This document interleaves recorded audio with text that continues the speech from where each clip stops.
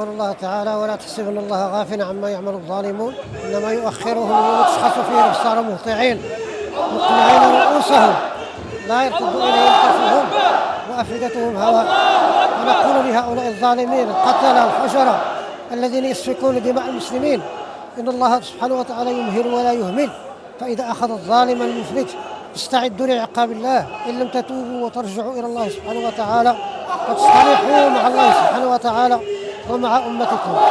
ونقول لإخواننا المصريين الذين أبلوا البلاء الحسن الذين عبروا عن صدقهم وإخلاصهم وثباتهم، نقول لهم: اصبروا وصابروا ورابطوا واثبتوا، فإن النصر قريب إن شاء الله تعالى عز وجل.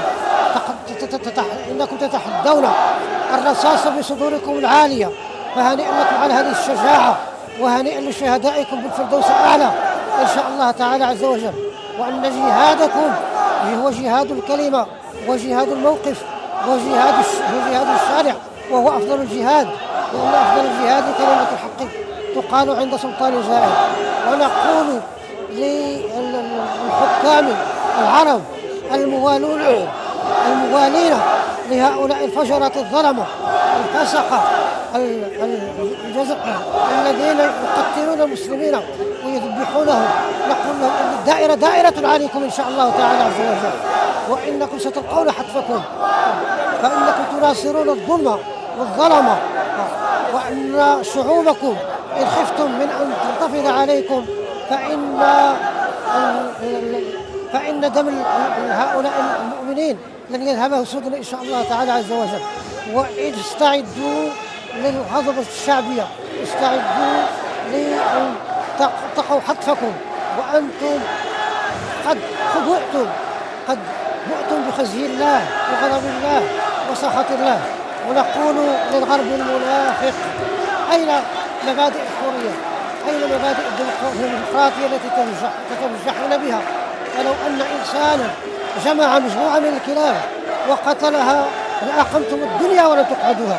أما أن تروا عشرات ومئات من المسلمين يذبحون ويقتلون، فإنكم لن تحركوا ساكنا، فقد أبنتم عن وجهكم الحقيقي، وأن ديمقراطيتكم خاصة بكم، وأن حقوق الإنسان التي تشدقون بها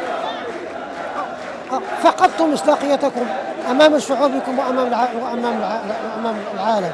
وها نحن في هذا الموقف من الرباط، الشعب المغربي يعلن مساندته لإخوانه في مصر، فإنما المؤمنون إخوة، فنقول لهم من جديد: اثبتوا، فإننا معكم بقلوبنا وبكل إمكانياتنا، فإن النصر قريب والفتح قريب إن شاء الله تعالى.